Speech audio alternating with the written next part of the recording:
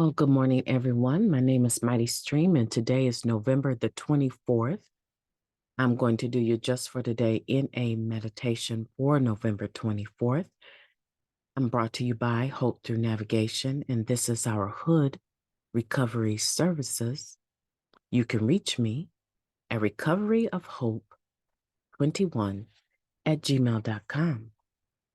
I hope you're doing well this morning. Let me share the screen with you, and let's go ahead and get right into that meditation. Okay, it's entitled Gratefully Recovering.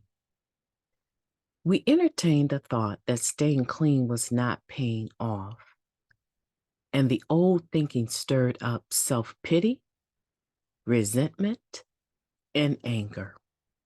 Basic text, page 102. There are days when some of us wallow in self-pity. It's easy to do. We may have expectations about how our lives should be in recovery, expectations that aren't always met. Maybe we've tried unsuccessfully to control someone, or we think our circumstances should be different. Perhaps we've compared ourselves with other recovering addicts and found ourselves lacking. The more we try to make our life conform to our expectations, the more uncomfortable we feel. Self-pity can arise from living in our expectations instead of in the world as it actually is. When the world doesn't measure up to our expectations, it's often our expectations that need adjusting, not the world. Let me repeat that. When the world doesn't measure up to our expectations, it's often our expectations that need adjusting, not the world. We can start by comparing our lives today with the way they used to be, developing gratitude for our recovery.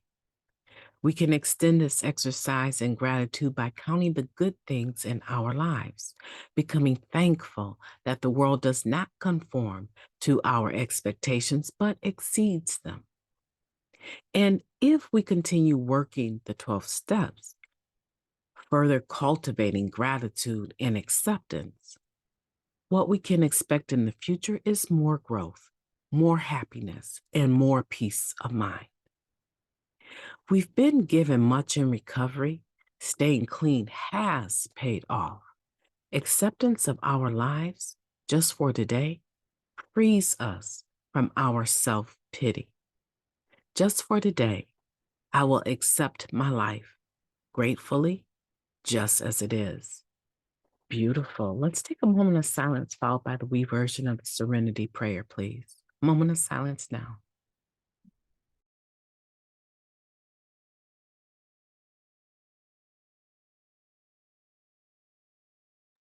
God, grant us the serenity to accept the things we cannot change, the courage to change the things that we can, and the wisdom to know the difference.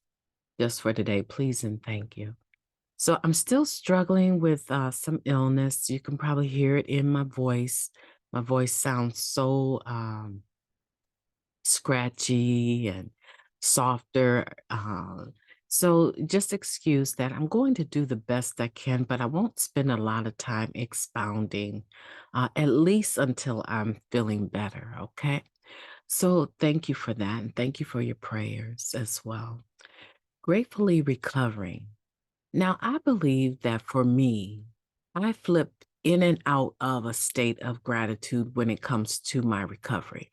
Now, of course, like any of us, we know that there are things that when we are clean and recovering, not just staying clean, but recovering, that the scope of them change, right?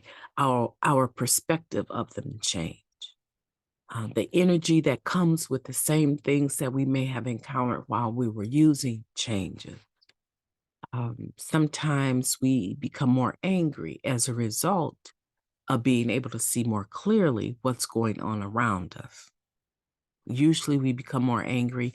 We're already angry with ourselves, but sometimes as a result of being clean, Now, all of a sudden, you can see how other people were gaining as a result of your instability. They may have cleaned you out of your money. They may have gotten you to agree to certain agreements, sign off on certain stuff. And this was all possible because you were high. This was all possible because you were in the disease of addiction. So sometimes getting clean can catapult you into a whole different perspective that does involve some level of anger at the situation and at the people that were taking advantage of you because of your disease of addiction. Okay, so that's one piece. Another piece is that um, when you become clean and you are recovering, you become conscious of the things that you missed.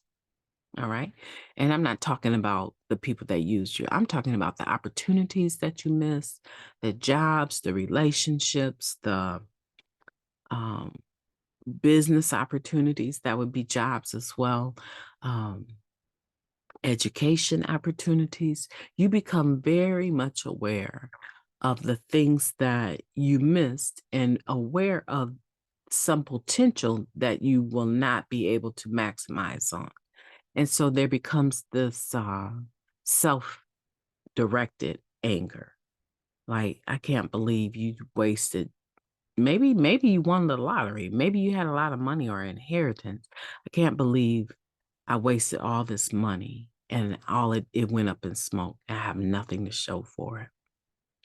I have no education. So there's these times where you become uh, full of self-pity and you're angry at yourself.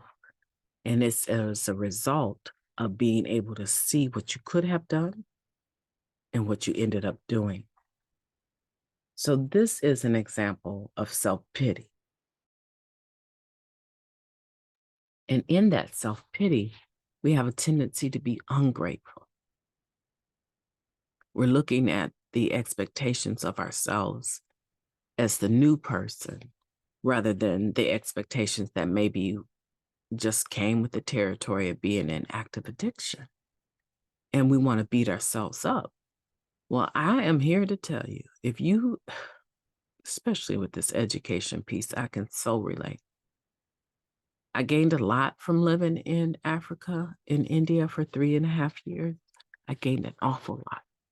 I learned more about myself and what I was missing spiritually than at any other time in my life. The educational piece was non-traditional, and I thought I would be able to maximize it when I got back in the country. I wallowed in that. I wallowed in self-pity of not having transferable credits for way too long. Otherwise, I would be a doctor by now. I wallowed in it and I beat myself up over it until old timers sat me down and had a good conversation with me. Like, in order for you to get past this, you have to shake this off and start at ground zero. You have to go back to school now. Like, you can't wait. It's eating you up alive. So I've been there. And that's the point, that if you wallow in that, if you sit in self-pity, you are just wasting time and energy accomplishing the things that are important to you. Number one, you're in recovery. Number two, you are not doing the same things that you used to do. That in and of itself is something to be grateful for. And we need to appreciate that about ourselves and about other people. Not beat ourselves up over the fact that we haven't accomplished more, but that we're still capable and able to accomplish some of our dreams. Lost dreams awaken and new possibilities arise. Today, I want us to learn how to accept our lives just for today, free from self-pity. Wherever you are, make it up in your mind. Like that old timer told me, you have to get started on this new you, and you have to start today. What is that for you? Drop it in the comments and tell me what you're going to let go of in self pity and walk forward in a state of gratitude for your recovery and all of the possibilities. I've enjoyed talking to you. My name is MightyStream, and I am going to be talking to you soon. Have a beautiful day. Have a beautiful November 24th on purpose. If this is a holiday for you in your country, enjoy your Thanksgiving full of gratitude, full of gratitude. Talk to you soon.